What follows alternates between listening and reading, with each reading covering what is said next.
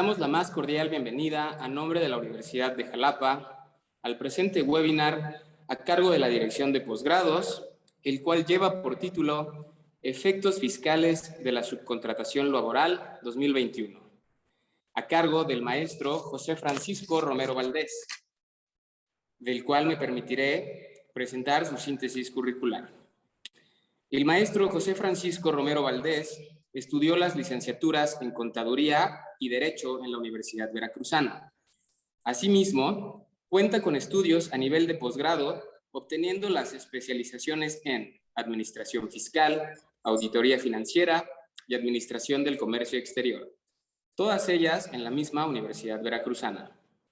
Adicionalmente, cuenta con la maestría en Auditoría Financiera y la maestría en Administración Fiscal, de la cual obtuvo mención honorífica en su examen profesional. Cursó y concluyó el doctorado en Finanzas Públicas en la Universidad Veracruzana y se encuentra en proceso de realización de su trabajo de investigación. Es asociado del Colegio de Contadores Públicos de Jalapa desde el año 2003. También es miembro de la Comisión Fiscal de este colegio. Asimismo, fungió como síndico al contribuyente ante las autoridades fiscales por parte de este organismo por el periodo 2018-2019. En el plano profesional, es socio director de la firma de consultoría Frarova Consultores Globales SC desde el año 2006 y asociado desde el año de 1997 en la firma de auditores Romero Villa y Asociados SC, dedicados a la prestación de servicios de contabilidad, auditoría, así como a la asesoría y consultoría legal. Se encuentra registrado ante el Tribunal Federal de Justicia Administrativa como perito contable tercero en discordia. Desde el año 2000 hasta la fecha, se ha desempeñado como docente de la Universidad de Jalapa, impartiendo cátedra a nivel licenciatura y maestría. Ha dictado diferentes cursos y seminarios de actualización sobre las áreas de fiscal, seguridad social, auditoría y normas de información financiera en diversas instituciones educativas y de contadores. Sin más preámbulo, cedo el uso de la voz de Francisco Romero.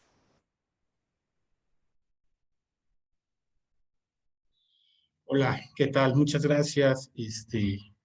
Antes que nada, un agradecimiento por esta invitación para poder estar aquí con ustedes, participando en esta serie de webinar que la Universidad de Jalapa organiza con la finalidad de promover las maestrías, los doctorados y las licenciaturas. Bueno, en esta tarde vamos a trabajar un ratito sobre lo que son los efectos fiscales de la subcontratación laboral 2021. Me permití seleccionar este tema con la intención de analizar un poco y de revisar los diferentes efectos que tiene esta reforma, que desde mi punto de vista y al tercer año de sexenio que prácticamente estamos caminando, pues se convierte en una de las reformas más fuertes que tiene en materia fiscal el gobierno actual y que de alguna manera va llevando esa intención de recaudación, de incremento de la recaudación en nuestro sistema de finanzas públicas. Y entonces la agenda que tengo aquí preparada para ustedes brevemente, pues aquí lo tengo.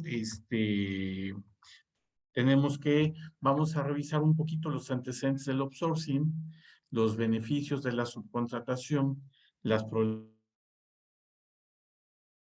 problemáticas observadas por la autoridad, la perspectiva de la reforma de subcontratación, las implicaciones fiscales, en este caso de la subcontratación, y finalmente llegaremos a algunas conclusiones. Y bueno, empecemos entonces con los antecedentes del outsourcing. Bueno, podemos decir que como antecedentes del outsourcing, eh, en un contexto internacional podemos ver que tiene pues sus orígenes eh, atribuidos al economista inglés Ronald Coase, quien en 1937 publicó un texto sobre esta forma de organización empresarial, ¿no? Y hay que entender que este tema del outsourcing, bueno, pues viene caminando a través de la historia, generándose en diferentes técnicas administrativas y con la intención fundamental de una optimización de los recursos. En 1960, para el profesor Gary Helly, Gerefi señala que la terciarización aparece en esta década con la proliferación de programas de ensamblado en México, ¿no? Con los llamados programas de plantas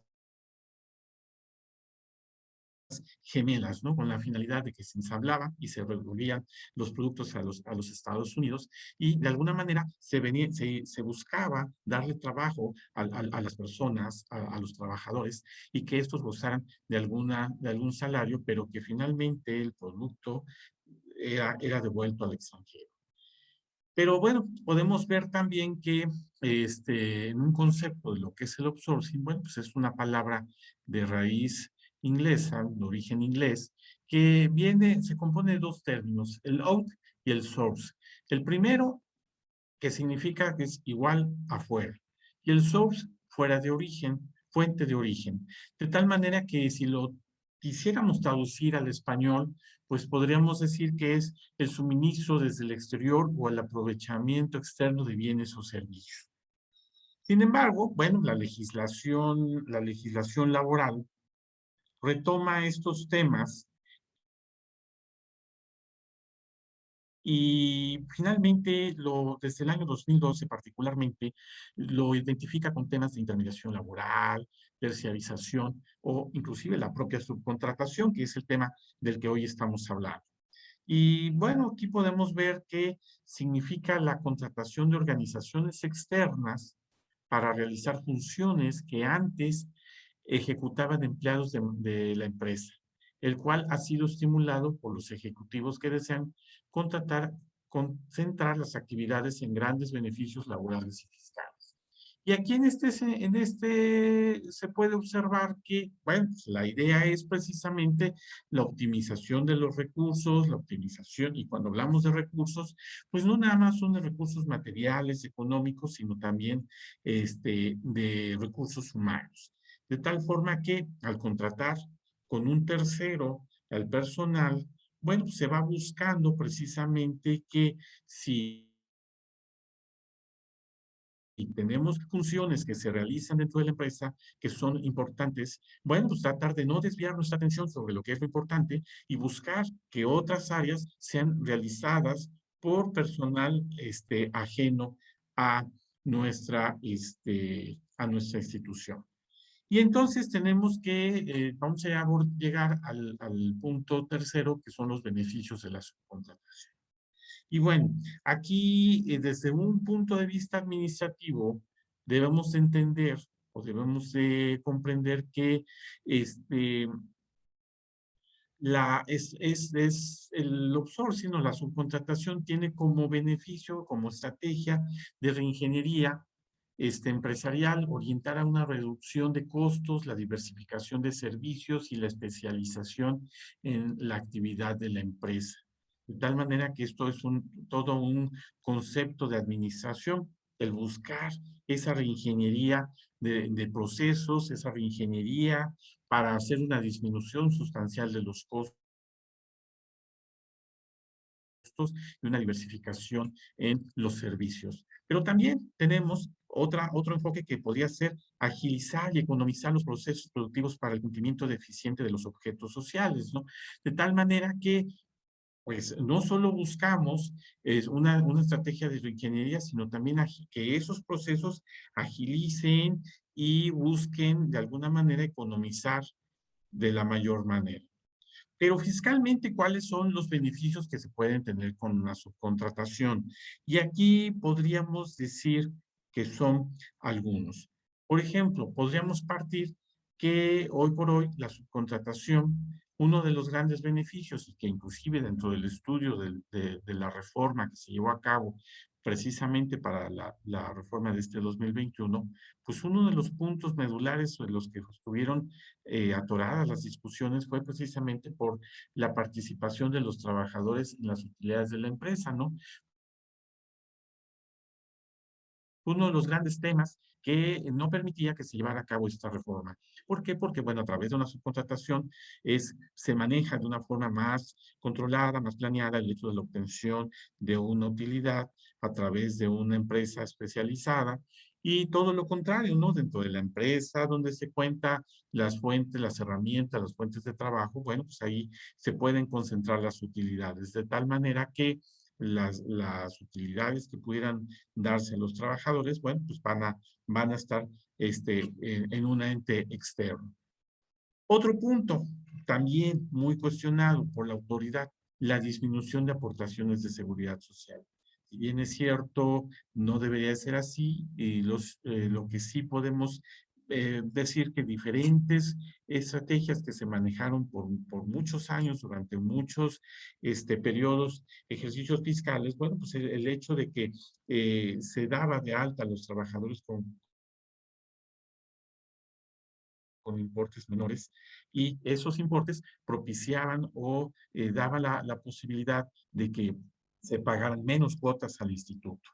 Y bueno, también tenemos el tema de la disminución del impuesto sobre la renta, que es un tema que definitivamente ha venido durante muchos años siendo muy, vamos a decirlo así, muy trabajado por por muchas reformas a la ley del impuesto sobre la renta y otras leyes, como en un momento lo voy a comentar, como fue la ley del IETU, que en su momento, bueno, propiciaban o fomentaron, voy a decirlo así, que se crearan estos esquemas de subcontratación. Problemáticas observadas. Bueno, en principio, ¿por quién? Por nuestras autoridades. Contrario de que para el patrón podía ser un beneficio el registro, la disminución de las cuotas sobre los patronales, bueno, pues para la autoridad se considera que es una problemática que se observa, principalmente porque aquí, si bien es cierto, se disminuye el pago de las cuotas obrero-patronales, se convierte en un tema que se va a revertir cuando, cuando el trabajador llega a su edad de pensar en jubilarse, en pensionarse, y en ese momento se convierte en un problema social. ¿Por qué? Porque los trabajadores evidentemente no alcanzaron a cotizar con cuotas suficientemente sustanciosas para poder obtener una pensión que pueda ser lo suficientemente digna para su retiro. Otro problema, la evasión del impuesto y la defraudación fiscal.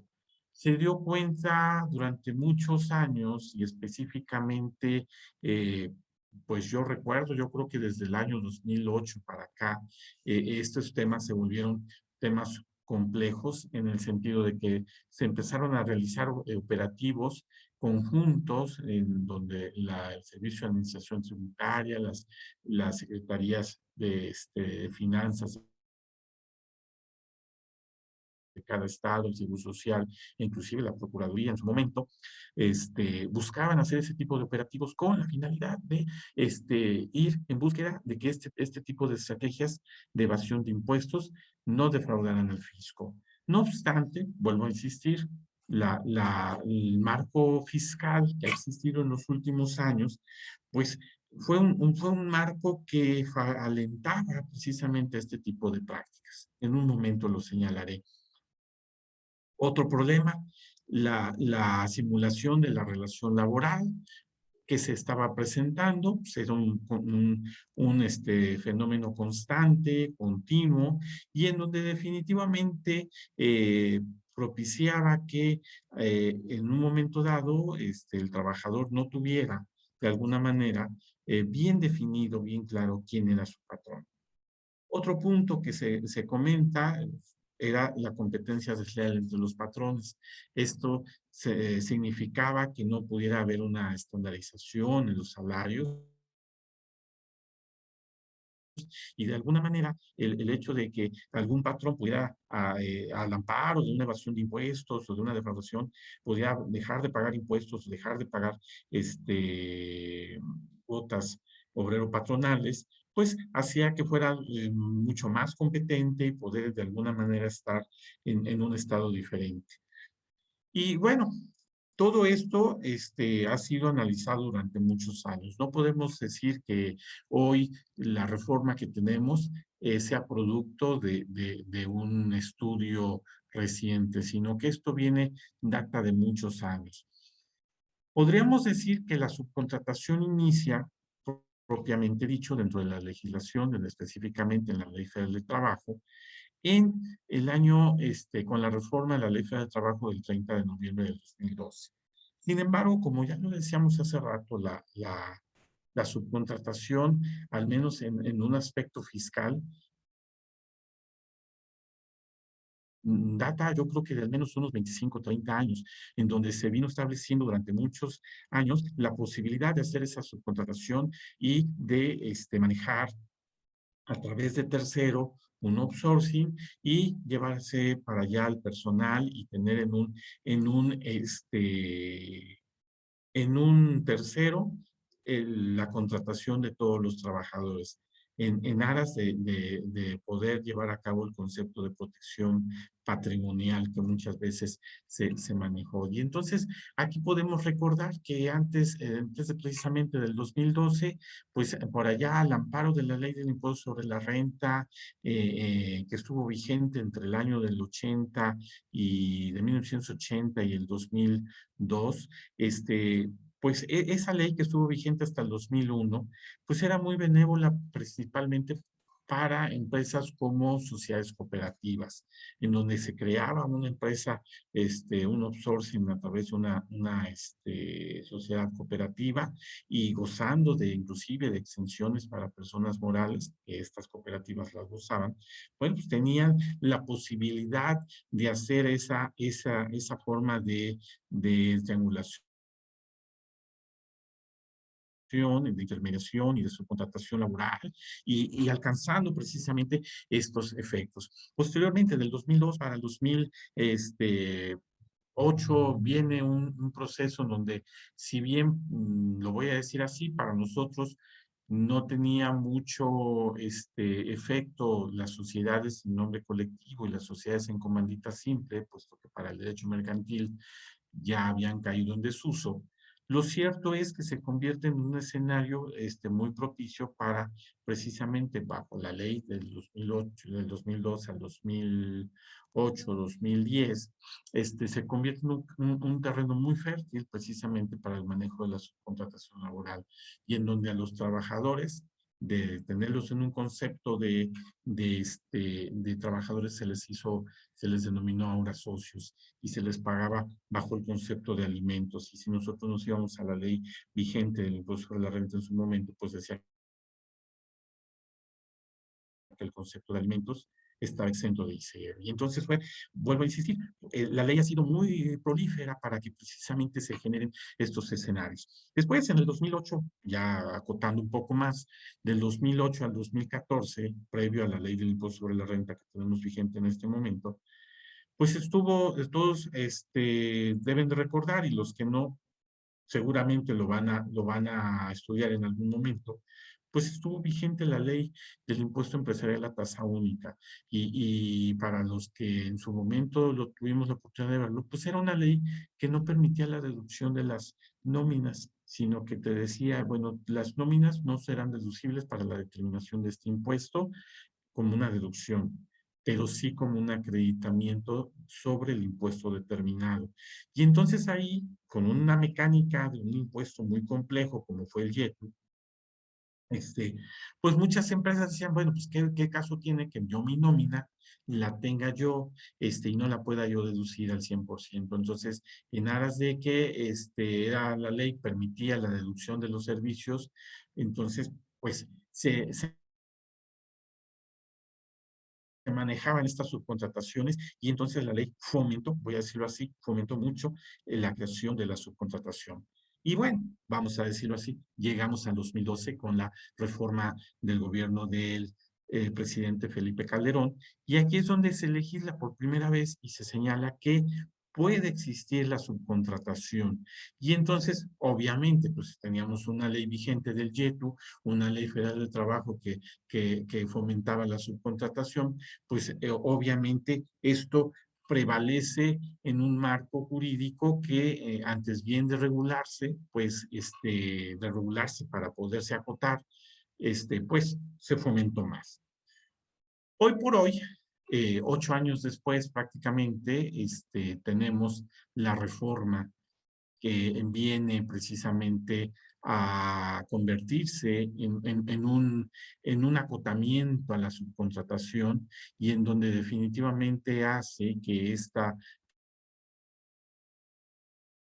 reforma se vuelva totalmente un instrumento fiscalizador por parte del Estado y que finalmente está empezando a operar, tiene sus asegúnes, sí, todavía. ¿Por qué? Porque, bueno, la ley estableció que en un mes se publica un 23 de abril del 2021 y establece que en un mes tendrían que estar operando unas reglas muy importantes para poder de alguna manera llevar a cabo los servicios especializados o de ejecución de obras especializadas. Y entonces, bueno, se cumplió el plazo, se cumplió el mes y específicamente salieron las reglas. Pero bueno, ¿qué sucedió? Pues que hoy en día estamos ante la presencia de un problema en el que las empresas para poder hacer deducibles sus servicios especializados o sus obras especializadas, bueno, pues tienen que contratar a, tienen que contratar empresas que estén registradas al amparo de estas reglas. ¿Y qué es lo que sucede? Que bueno, pues hasta hace yo creo que hasta hace como unos 10 días el registro llevaba avanzado específicamente, yo creo que entre un 12 y un 15% de las empresas que tienen que registrarse estaban registradas y las demás empresas están todavía en un limbo jurídico porque no pueden tener todavía la posibilidad de registrarse porque están bajo una situación de un cumplimiento muy obligatorio de muchos requisitos y en donde hoy, en tiempos en donde estamos atravesando una pandemia, bueno, pues se convierte en un tema complejo porque algunas empresas no tienen firma electrónica, algunas otras empresas no están al corriente en el pago de sus contribuciones, algunas otras empresas no alcanzan a cubrir con algún otro de los requisitos. Y entonces estamos ante una circunstancia por ahí muy eventual. ¿Qué sucedió? Bueno, pues dentro de esta perspectiva de la reforma de subcontratación se establece una situación que definitivamente nos lleva a que precisamente el pasado viernes,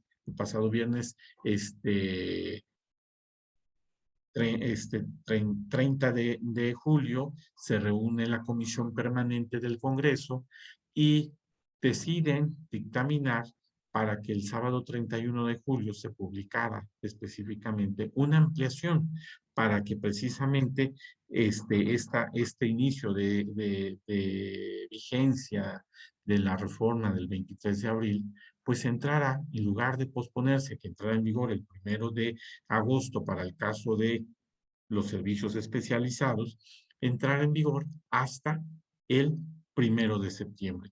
Y entonces hoy, 3 de agosto, pues estamos ante la presencia de que se ha ampliado el plazo por ley, se ha ampliado el plazo para que esta reforma entre en vigor y específicamente los servicios de subcontratación especializada, los servicios especializados, tengan un mes más, vamos a decirlo así, 28 días más para poder en un momento dado gozar de pues poder obtener el registro necesario y al mismo tiempo poder llevar a cabo una operación normal. Bueno, pero ¿en qué consiste? Vamos a hacer un repaso muy rápido de lo que es la Ley Federal del Trabajo. Y aquí me voy a ir muy rápido. En el artículo 12, contrario a lo que establecía el artículo 12 de la ley anterior, de la Ley Federal del Trabajo anterior, se establece como un primer mecanismo que queda prohibida la subcontratación de personal, entendiéndose esta cuando una persona física o moral proporciona o pone a disposición trabajadores propios en beneficio de otros. De tal manera que hoy no es ya factible que se pueda llevar a cabo una subcontratación personal cuando yo la quiera pactar de forma común, de forma ordinaria, con otra empresa. ¿Qué tiene que pasar? Bueno, va a haber excepciones. ¿Cuál va a ser una de esas excepciones? Bueno, en el caso de las agencias de empleo o intermediarios que intervienen en el proceso de contratación de personal, bueno, pues en este caso ellos sí podrán gozar de este tipo de prestación de servicios. ¿Quiénes más? Bueno, se va a permitir la subcontratación de servicios especializados o ejecución de obras especializadas cuando no formen parte del objeto social ni de la actividad económica preponderante del beneficiario de estos, siempre que se contraten, siempre que el contratista esté registrado en el padrón público a que se refiere el artículo 15. Y aquí va orientando precisamente este artículo 13 a lo que posteriormente el artículo 15 nos va a señalar y que tiene que ver con el acuerdo de las reglas que yo mencionaba hace un momento que se publicaron el 24 de mayo. Y entonces, a esta reforma hay que enfocarla desde dos perspectivas, ¿sí? Desde el contratante, que va a ser la empresa, que en un momento dado va a necesitar de un servicio, y desde el contratista, que va a ser la empresa que se va a dedicar a prestar un servicio especializado o llevar a cabo la ejecución de obras especializadas. Y esto, desde una perspectiva, la ley va a establecer mecanismos para que el contratante cumpla con esos requisitos y el contratista cumpla con el marco jurídico y las reglas que en un momento dado le van a poner. En este primer momento vamos a ver que se manejan temas como el que no se encuentre y no forme parte del objeto social y de la actividad económica preponderante del contratante. Y entonces estamos hablando que la empresa que contrataba servicios, ahora para justificar poder contratar esos servicios, pues esos servicios que contraten, por decir, de vigilancia, de limpieza, pues definitivamente no tendrán que estar contemplados dentro del sujeto social para que él pueda contratar este tipo de servicios.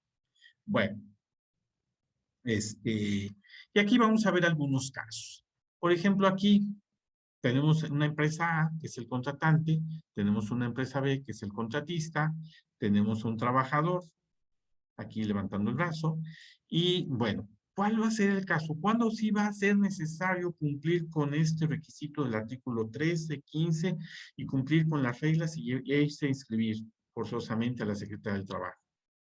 Cuando la empresa contratante solicita servicios o obras a la empresa contratista, aquí vemos un primer escenario, y la empresa contratista se lleva a cabo, a su vez, la selección del personal y pone a disposición de la empresa a contratantes. ¿Sí? Y entonces, en este caso, forzosamente, sí va a ser necesario que la empresa, contratista, lleve a cabo su inscripción en el registro de la Secretaría del Trabajo y la empresa A vigile, vamos a decirlo así, el cumplimiento por parte de la empresa B de esos requisitos. Pero hoy en día es muy importante identificar estas situaciones, porque una cosa es lo que dice la ley y otra cosa es lo que hoy están dictando las prácticas comerciales.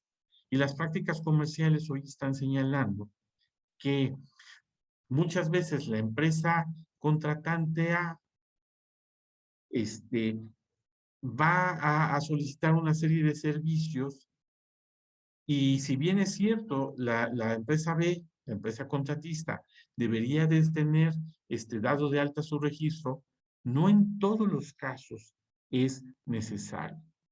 ¿Cuál sería el requisito aquí indispensable? Y es el que yo considero que hay que poner mucho ojo en la celebración de contratos, en la obtención de evidencias, en el manejo del personal. Este punto, estar a su disposición. Si la empresa B pone a disposición de la empresa A, sus servicios, forzosamente se requiere de que la empresa B esté registrada. Pero ¿qué va a pasar si la empresa B no pone a disposición trabajadores? Entonces, en este caso, no es necesario la inscripción de de la empresa B, no es necesario la inscripción en el registro de la Secretaría del Trabajo y Previsión Social. Se puede llevar a cabo incluso si los servicios, obras, especialidades están contempladas en el objeto social de la empresa A. Y entonces aquí es donde se va rompiendo el escenario y es donde muchas veces podemos caer en una temática en donde definitivamente la situación pueda cambiar. ¿Sí? Otro caso, un tercer caso, cuando la empresa contratante, igual, contrata a un contratista y en lugar de tener trabajadores, tiene socios. En este caso también, si estos socios llevan a cabo el servicio que se está solicitando y no están bajo disposición de la empresa A, vuelvo a repetir, pues tampoco es un caso. Entonces, aquí es muy importante revisar estos tres casos que estoy señalando aquí, porque definitivamente sobre el primero es donde estarán los efectos fiscales de la reforma. Sobre los segundos, si bien es cierto, no tendrán que cumplir con estos requisitos, lo cierto es que tendrán de todas maneras que prever las circunstancias teniendo la materialidad necesaria para poder comprobar que sus servicios no están siendo de suministrar personal y de poner personal a disposición de la empresa contratada. Y eso, más allá de un contrato, porque no solamente el contrato será prueba plena, tendrán que demostrar, pues, con todo un escenario de entregables, con todo un escenario de productos que se tendrán que ir identificando para efectos de demostrar que no se está poniendo personal a su disposición. ¿Qué pasa en el mercado hoy? Pues que definitivamente las grandes empresas, los grandes corporativos, yo leía hasta hace un momento, antes de iniciar, estaba yo por ahí leyendo, que inclusive los grandes corporativos transnacionales, ¿qué es lo que están haciendo? Bueno, lo que están haciendo precisamente es buscar que todas las contrataciones y todas las operaciones que tengan que ver con servicios relacionadas con sus clientes o relacionadas con su empresa, pues lo que están buscando es precisamente que se lleve a cabo el cumplimiento conforme a este caso 1. Y esto, evidentemente, condiciona para que la empresa B, que es el contratista, pues tenga que cumplir con una serie de requisitos indebidamente en algunos casos, porque si no están sujetos, pues entonces se les vuelve toda una serie de requisitos que deben de cumplir, una serie de elementos que habrá que cumplir para poder continuar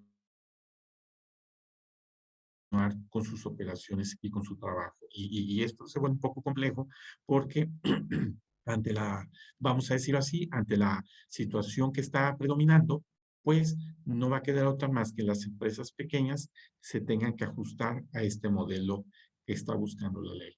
Bueno, vamos a un artículo 14. El artículo 14 también señala brevemente y dice: la subcontratación de servicios especializados o de ejecución de obras especializadas deberán formalizarse mediante el contrato por escrito, el que señale el objeto de los servicios a proporcionar o las obras a ejecutar.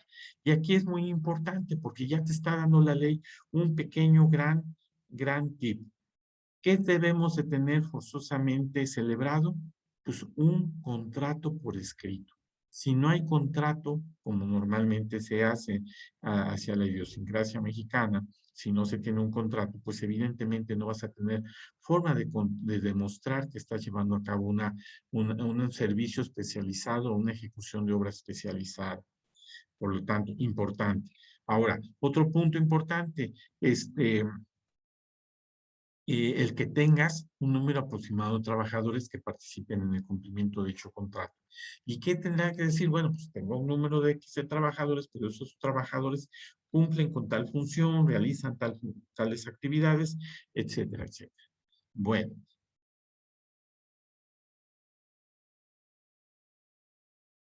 aquí tenemos una pregunta. Dice, la naturaleza jurídica de la relación cambia en caso de que no se ponga a disposición trabajadores, es decir, será, por ejemplo, mercantil, civil, pero no laboral. Bueno, vamos a poner un ejemplo, un despacho de profesionistas, de abogados o de contadores.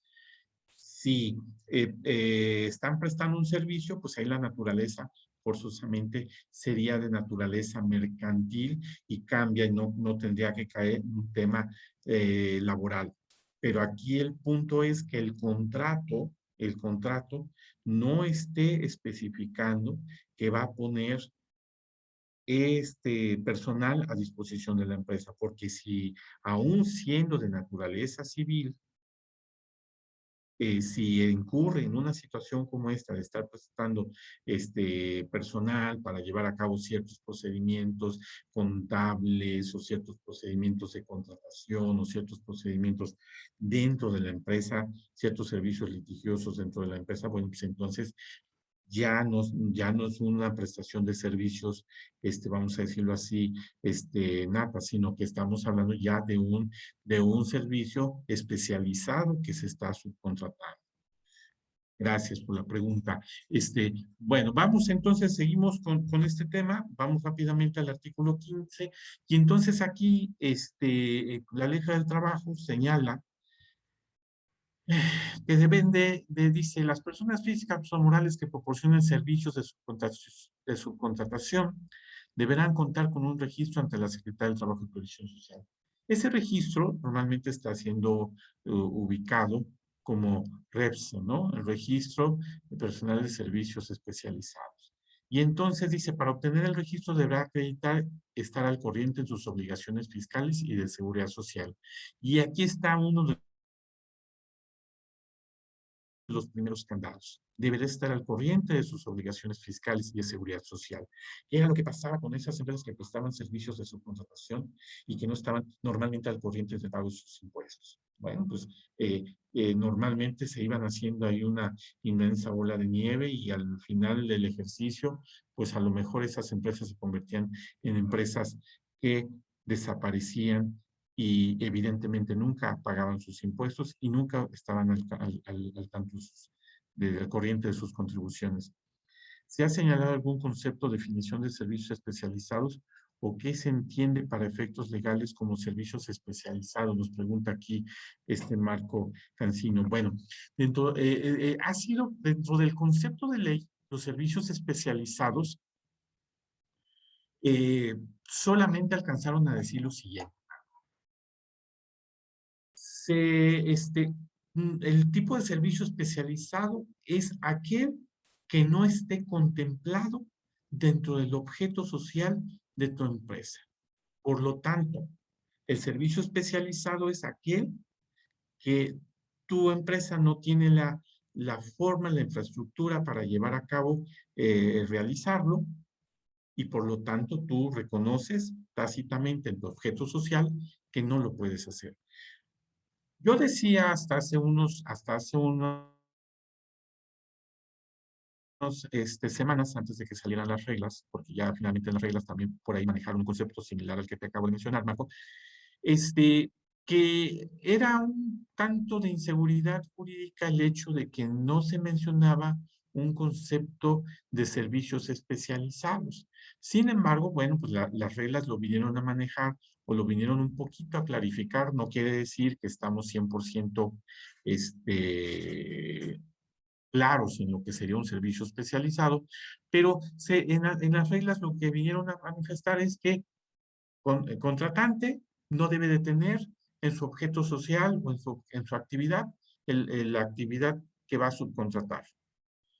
Contratista debe de tener forzosamente en sus requisitos y en su objeto social que va a realizar, que puede llevar a cabo esa función. De tal manera que para una empresa, vamos a decirlo así, comercial, si quiere contratar un servicio de vigilancia, bueno, pues ¿cuándo se va a convertir en un servicio especializado? Cuando esta empresa comercial eh, identifique que no tiene la posibilidad de llevar a cabo ese servicio y que necesita forzosamente de un tercero que sí cumple con los requisitos de llevar a cabo el servicio especializado de vigilancia para poder llevar a cabo el mismo. Ok, bueno. Tenemos aquí que nos está dando 3 meses, perdón, nos está dando 3 años, este registro que se obtiene, cada 3 años se debe de renovar. Sin embargo, la ley puede en un momento dado, la autoridad puede cancelarlo en cualquier momento durante esos 3 años si el contribuyente incumpliera con algunos de los requisitos.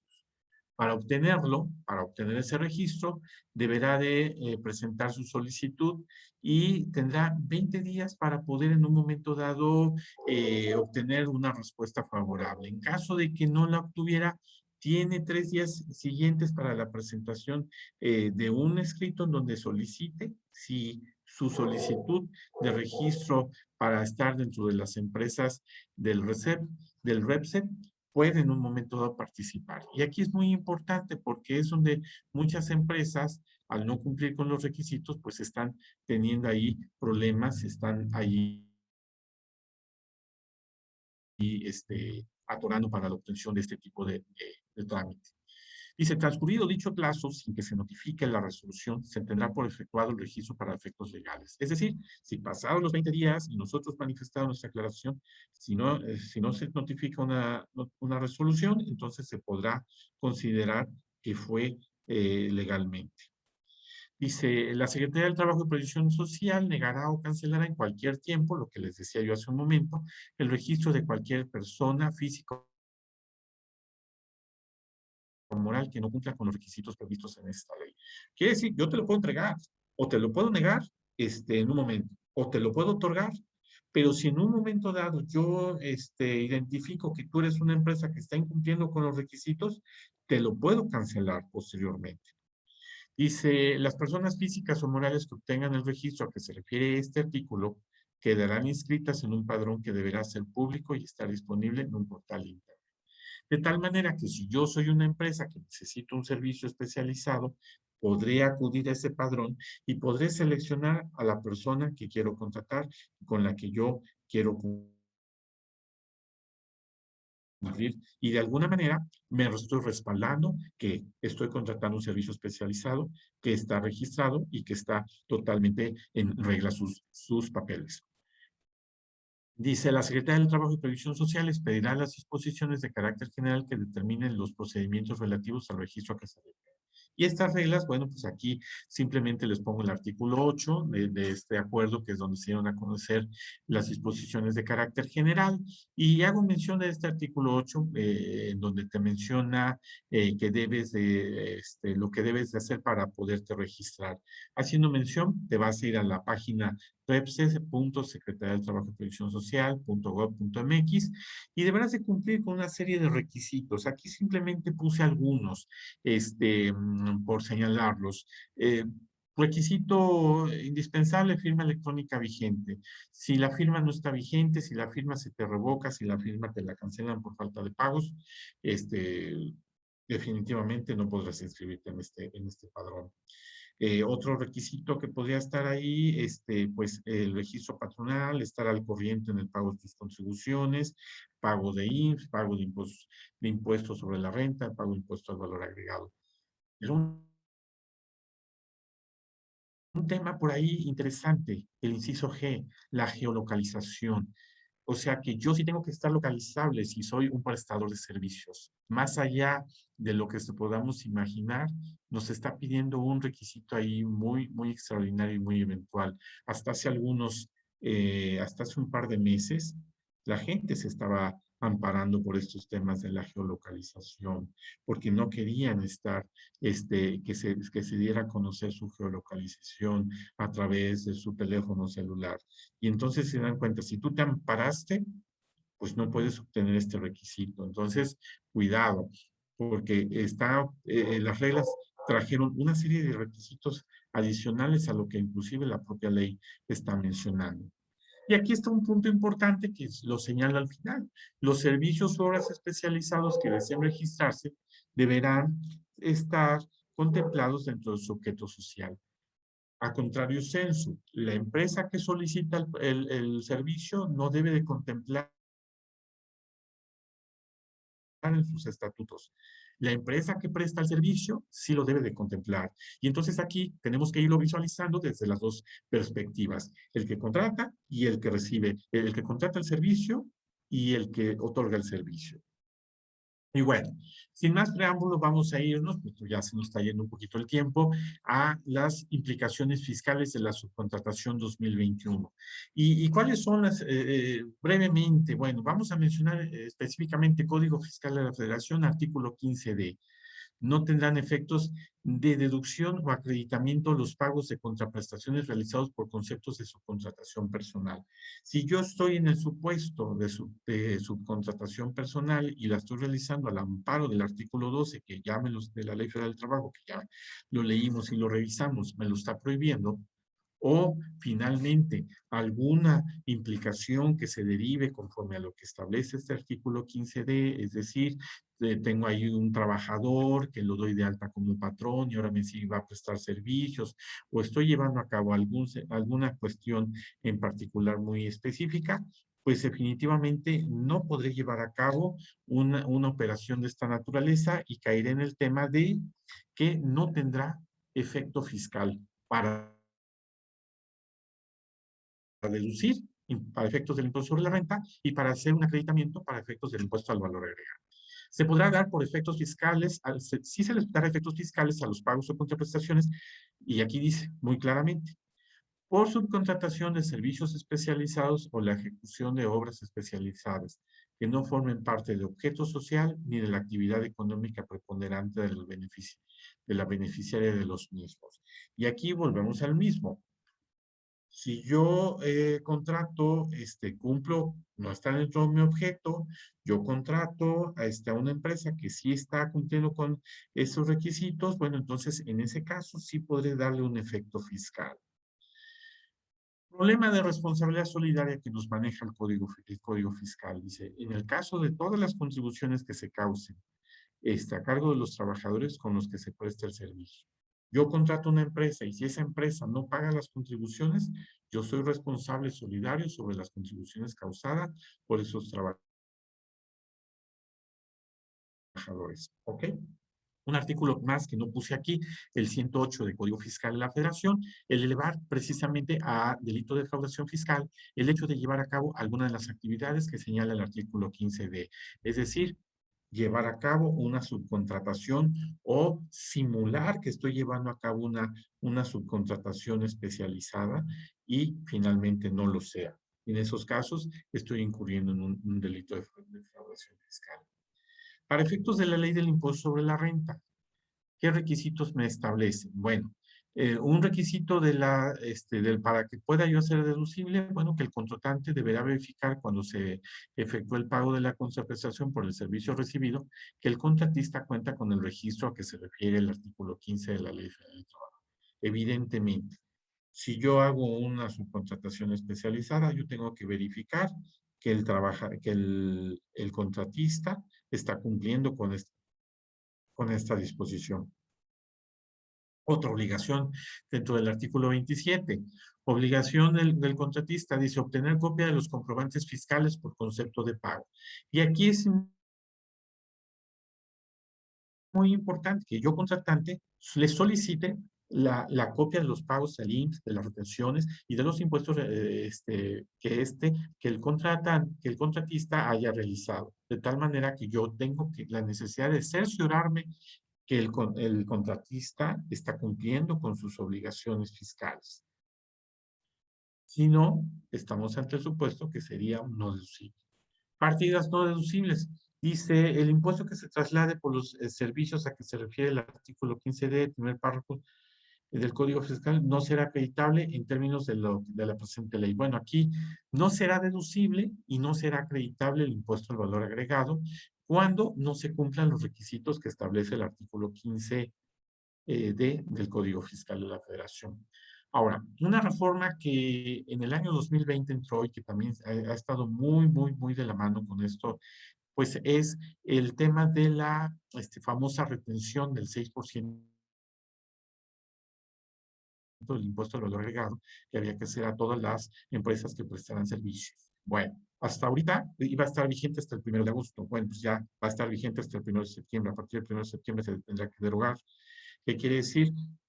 Hoy por hoy, todas las empresas que están llevando a cabo prestación de servicios y que caen en el supuesto de suministrar personal o que están en el supuesto de una prestación de servicios, bueno, pues tendrán que ser objeto de una retención del impuesto al valor agregado cuando, en su caso, incurran en esa situación. El artículo 4 de la ley del IVA nos señala que no será acreditable el IVA que se pague cuando se realicen pagos conforme al artículo 15D del primero y segundo párrafo del Código Fiscal de la Federación, es decir, la subcontratación o algún tipo de derivado de la subcontratación con relación a algún supuesto de los que plasman la fracción segura. Y finalmente, el artículo 5 deberá obtener el contratista copia de la declaración del impuesto al valor agregado. Aquí es muy importante que el contratista también obtenga la copia de la declaración del impuesto al valor agregado. Todos estos casos que se presentan aquí, tanto en la ley de impuesto sobre la renta como en la ley de impuesto al valor agregado, la autoridad los vino contemplando desde los últimos años dentro del anexo 7 de la resolución miscelánea, manejando o argumentando como criterios no vinculatorios y en donde se establecían una serie de prácticas que la autoridad ya las venía identificando y que a final de cuentas se creaban este tipo de empresas de subcontratación o de outsourcing y que a través de diferentes estrategias pues se dejaba de pagar incluso de la renta porque las retenciones, por ejemplo, eran acreditables con sentido al empleo o se dejaba de pagar impuesto al valor agregado a través de triangulaciones con terceras empresas y entonces generaban ahí una serie de simulaciones que no eran correctas, pero que finalmente, y lo voy a decir así, para muchos empresarios les vendieron la idea que era correcto, de tal forma que en su momento la autoridad lo tenía detectado, lo estuvo observando, en algunos casos lo fiscalizó, en algunos casos no se fiscalizó. Sin embargo, por eso es que desde el año 2014 a la fecha, pues nació el tema de las listas negras,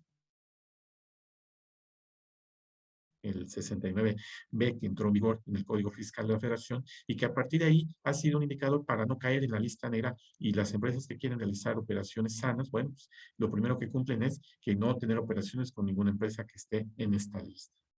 Finalmente, vamos a hablar que tanto para la Ley del Seguro Social como del Infonavit se replican estos requisitos, el hecho de llevar a cabo contratación de servicios especializados únicamente, que en el caso del incumplimiento de las cuotas obrero-patronales, bueno, pues existiera una obligación, una responsabilidad solidaria, pero importante, y en este sentido aquí se vuelve muy importante para el IMSS y para el Infonavit, solicita que cuatrimestralmente se presenten los contratos celebrados, de tal manera que esos contratos con los que se están llevando a cabo operaciones se manifiesten, pues evidentemente manejen el objeto del contrato, el periodo de vigencia, la relación de trabajadores, su número de seguridad social, su CURP, su RFC y el salario base de cotización con el que estuvieron cumpliendo con dichas obligaciones. De tal forma que el seguro sí se quiere cerciorar también que se esté cumpliendo con que estén estos trabajadores dados de alta y que si se contratan unos servicios y en el contrato se manifiesta que son un X número de trabajadores los que se van a necesitar, bueno, pues en ese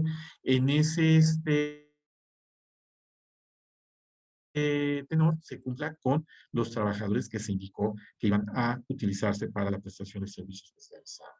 Conclusiones. Bueno, Como verán, es un tema muy complejo, es un tema que podríamos estarnos aquí, yo creo que más de una hora. Yo creo que podríamos estarnos aquí tranquilamente toda una tarde y podríamos platicar más ampliamente los antecedentes, el marco jurídico, la perspectiva que viene, los requisitos de las reglas que son muy interesantes y cada uno de los requisitos fiscales. ¿Qué es lo que podemos concluir?